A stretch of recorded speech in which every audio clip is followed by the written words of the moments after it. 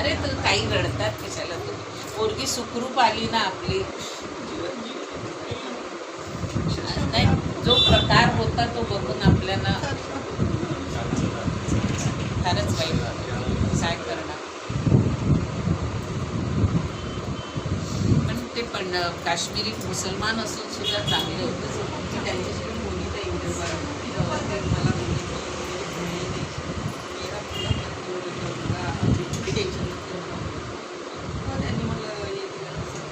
मला एक कळलं नाही, माझ्या नाही देवीची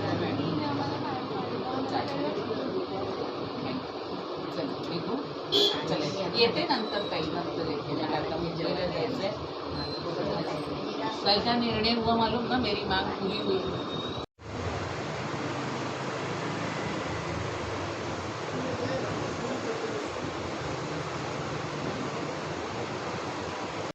आपण कधी पहलगाममध्ये गेले होते, नेमकं काय घडले त्याच्याबद्दल माहिती द्या. माझं नाव प्रणय महादेव ठाकूर.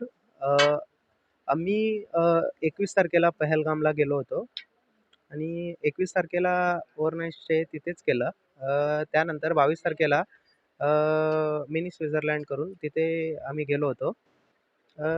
तिथून खाली येताना अर्ध्या रस्त्यात पोचल्यावरच आम्हाला थोडासा माहिती मिळाली का थोडं काहीतरी झालं वरती, लँडस्लाईड, झाडं वगैरे पडल्यात, असं काहीतरी झालं आहे. जे वरती चाललेली पब्लिक होती ती पण पूर्ण रिटर्न आली, तेव्हा जरा आम्हाला डाऊट आला.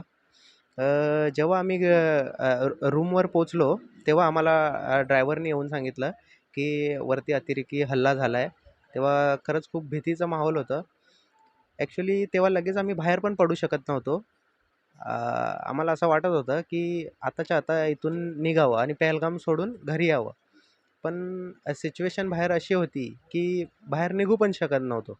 सो पूर्ण रात्र आम्ही हॉटेलमध्ये स्टे केलं.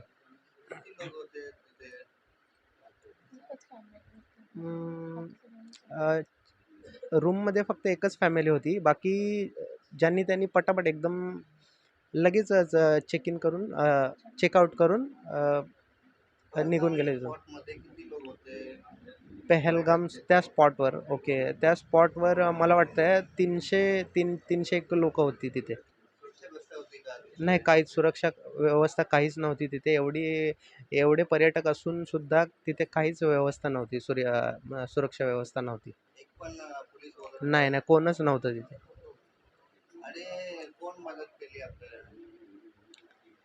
आम्हाला तिथे जे काश्मीरी मुस्लिम होते आमचे ड्रायव्हर, दानिशभाई, त्यांनी आम्हाला खूप सपोर्ट केला, खूप हेल्प केली. त्यांनी स्वतःच्या घरीसुद्धा आम्हाला नेलं आणि त्यांनी एवढंसुद्धा सांगितलं होतं की तुम्ही काहीच काळजी करू नका. काही नाही आपल्याला भेटलं, कोणीही हेल्प नाही केली, मी स्वतः तुम्हाला माझ्या घरी घेऊन जाईन. 7 दिवस तुम्हाला स्वतः माझ्या घरी ठेवेन. मी स्वतः तुम्हाला बाय रोड गाडीने मी स्वतः तुम्हाला सोडायला येईन. तुम्ही काहीच काळजी करू नका. त्याच्यानंतर मनीषाताईजींचा आम्हाला फोन आला. फडणवीस साहेबांच्या पीएनचा कॉल आला की तुम्हाला घाबरू नका, की आम्ही तुम्हाला आज उद्यापर्यंत आम्ही तिथून काढू. तेव्हा आम्हाला खरंच खूप रिलीफ वाटलं आणि थोडं सेफ वाटायला लागलं की आता आपल्या माणसांचे आपल्याला फोन येत आहेत. सो आता आपण सेफ आहोत. मनात ॲक्च्युली काहीच नव्हतं चाललं. बस एवढंच चाललं होतं की कसं तरी तिथून निघावं. बस याच्या व्यतिरिक्त आम्हाला काही सुचतच नव्हतं. आम्ही तिथेच होतो जेव्हा हा अटॅक झाला. तिथून उतरत होतो खालती आणि हा अटॅक वरती झाला. तर आम्ही खूप घाबरलो होतो. आम्ही पूर्ण नाईट तिथेच काढली. आमचे हे बोलले ड्रायव्हर जे होते दानिशभाई, ते खूपच चांगले होते. त्यांची फॅमिलीही खूप सपोर्टिव्ह होती. ते आम्हाला लवकरात लवकर तिथून घरी न्यायचा प्रयत्न करत होते. पण आम्ही प्रेफर केलं की त्याच दिवशी आम्ही निघत नाही, कारण ते अटॅक चालू आहेत बाहेर, आम्हाला ट्रॅव्हल करणं सेफ नव्हतं वाटत. तर आम्ही तिथेच राहिलो. स्टे तिथेच केला पूर्ण रात्र. घाबरलो होतो खूप. सकाळी लवकर निघालो. ते दानिशभाई आम्हाला त्यांच्या घरी घेऊन गेले. खूप चांगला नाश्ता वगैरे दिला. तिथेच राहायला सांगत होते, पण आम्ही हॉटेलमध्ये चेक इन केलं. आम्ही इतके घाबरलेलो कारण आम्हाला फ्लाईट्स मिळत नव्हते. सर्व फ्लाईटचे रेट्स खूप हाय झाले होते. म्हणजे आम्ही येताना जर वन टाईम रेट एकाचा सिंगल पर पर्सन वन ट्रॅव्हलसाठी रेट 15,000च्या आसपास होता. तो रेट 20,000वर गेला, मग 25वर गेला, तो लास्टपर्यंत 50,000वर गेला. तरीही आम्ही बुक करायचे ट्राय केले फ्लाईट्स. 50-60,000वर गेलेला, तरी आम्ही बुक करायचे ट्राय केले फ्लाईट्स, पण आमचे फ्लाईट्ससुद्धा बुक होत नव्हते. आम्हाला आमचे ते पायलट दादा आहेत, कुशल दादा, ते ट्राय करत होते. आमचे जे टूर्स ट्रॅव्हल्सवाले आहेत ते फ्लाईट बुक करून आम्हाला रिटर्न यायचं ट्राय करत होते. फ्लाईट बुक नव्हते होत आमचे. तर आम्हाला मग हॉटेलमध्ये चेक इन करायला लागलं. चेक इन केल्यावर मनीषाताईंचा आम्हाला कॉल आला आणि आम्हाला बोलले की आम्हाला ते सेफली आणतील रिटर्न. आमचे ड्रायव्हर आम्हाला सांगत होते जर फ्लाईट नाही मिळाली तर ते आम्हाला बाय रोड आणतील, पण घाबरायची गरज नाही. मनीषाताईंनी आम्हाला खूप चांगला सपोर्ट दिला की ते आम्हाला बोलत राहिले की आम्ही घाबरायची गरज नाही, आम्ही त्यांना कधीही कॉल करू शकतो काही गरज लागली तर, आणि ते आम्हाला लवकरात लवकर इथून काढतील. त्याच्यानंतर मनोज सरांचा आम्हाला कॉल आला. तिथून आम्हाला त्यांनी पण सांगितलं की ते लवकरात लवकर काढतील. दरेकर साहेब आम्हाला तिथे भेटायला आले. त्यांनी आम्हाला तेच सांगत होते. त्याच्यानंतर शिंदे साहेबांनी आम्हाला रात्री बोलवलं एअरपोर्टला. शिंदे साहेब, मनीषाताई, अजून देवेंद्र सर, ह्यांना सर्वांना आमचे खूप मनापासून आभार का त्यांनी आम्हाला लवकरात लवकर तिथून काढून सुखरूप आमच्या घरी आणून दिलं. स्पॉटवर आपण काय पाहिलं होतं? स्पॉट एकदम त्यावेळेस सेफ वाटला आम्हाला, पण तिथे कोणी पोलीस सिक्युरिटी नव्हतं, पण खूप पब्लिक होती तिथे. आम्ही जेव्हा होतो तिथे काहीच नाही घडलं. आम्ही तिथून उतरत होतो तेव्हा वरती घडलं. आम्ही उतरलो नव्हतो कारण ते खूप उंचावर होतं. अर्ध्या रस्त्यात पण नसू तेव्हा ते घडलं असेल तिथे.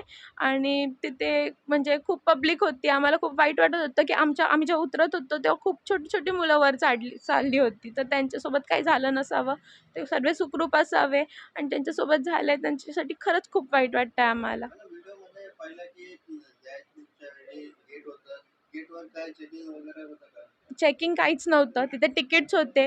अराउंड ₹35 पर पर्सन तिकीट होते तिथे.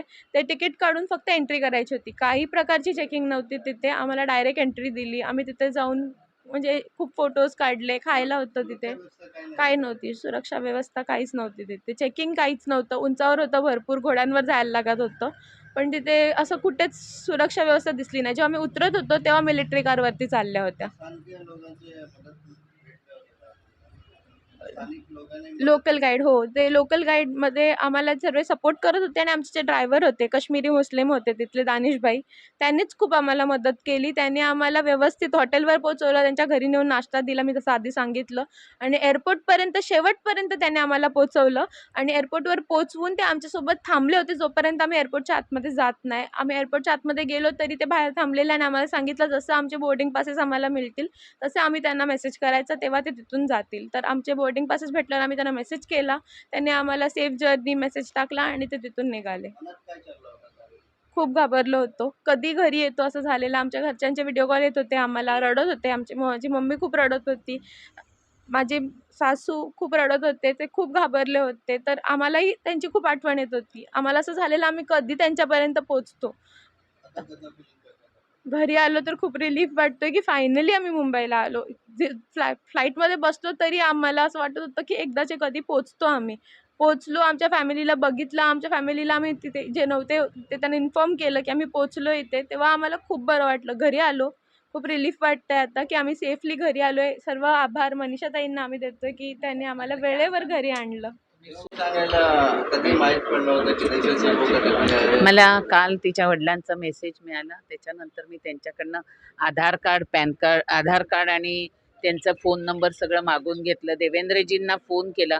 देवेंद्रजींनी तातडीने दिल्लीचे PM मनोज मुंडे आहेत, त्यांना कॉन्टॅक्ट केला. मनोज मुंडेंनी ह्यांना कॉन्टॅक्ट केला, आणि आज ही सुखरूप आपल्याकडे आली मुलं. त्यामुळे खूपच बरं वाटतं. पण जी 27 निष्पाप लोकांना ज्या पद्धतीने पाकिस्तानी अतिरेक्याने अटॅक केलेला आहे, माझं देशाचे यशस्वी पंतप्रधान नरेंद्र मोदी जी आणि आमचे अमित शहाजींना विनंती आहे का POK परत घेऊन काश्मीरला सुद्धा ज्या पद्धतीने अतिरेक्यांनी आमच्या निष्पाप लोकांवर गोळ्या झाडल्यात, त्याचप्रमाणे एक अतिरेक्याला शोधून त्याच ठिकाणी त्यांना गोळ्या झाडून त्यांना त्यांची जागा दाखवायला पाहिजे. मी तमाम भारतीयांना विनंती करते, पूर्ण सर्वांनी पाकिस्तानवर बहिष्कार टाकायला पाहिजे. पाकिस्तान हे अतिरेकी राज्य म्हणून घोषित करायला पाहिजे. पाकिस्तानवरती दया याचना करणं काही बरोबर नाही आहे. पाकिस्तान हा देशद्रोही राज्य आहे. पाकिस्तान हे आतंकवादी आहे, त्यामुळे पाकिस्तानला पाकिस्तानची जागा ज्याप्रमाणे त्यांनी आम्हाला गोळ्या घालून दिली त्याचप्रमाणे गोळ्या घालून त्यांना त्यांची जागा दाखवायला पाहिजे. टेररिस्ट जे होते ते धर्म विचारून गोळीबार करत होते, त्याचं काही कारण? भारत हे हिंदू राष्ट्र आहे आणि भारतामध्ये ज्याप्रमाणे विकसित भारत नरेंद्र मोदी करतायत, ज्याप्रमाणे पूर्ण जगामध्ये मोदीजींनी भारताची जी इमेज बनवलेली आहे, भारतामध्ये विकसित भारताचा जो आज आपण बघितला तर भारताचा जो विकास होतोय त्याच्यामध्ये पाकिस्तानला कुठेतरी हे होते. आज पाकिस्तानमध्ये गरिबी किती वाढलेली आहे आणि पाकिस्तानवर दया करण्याची आता गरजच नाही आहे. पाकिस्तानला सिंधू करार पण रद्द करायला पाहिजे. त्यांना पाणी देण्याचं सुद्धा लायकीचे राहिलेले नाही आहेत. सिंधू करार रद्द केले आहेत, वाईट पडत होते, त्याच्यामध्ये सिंधू करार रद्द केला. आता त्यांना समजेल की भारतामुळे आम्हाला काय मिळत होतं. ज्या मातीशी ज्या जननीने तुम्हाला पाणी देऊन तुमच्या इकडे कृषी उभं करण्याचं काम भारत करत होते, ती दया यातना आता भारत ठेवणार नाही आहे.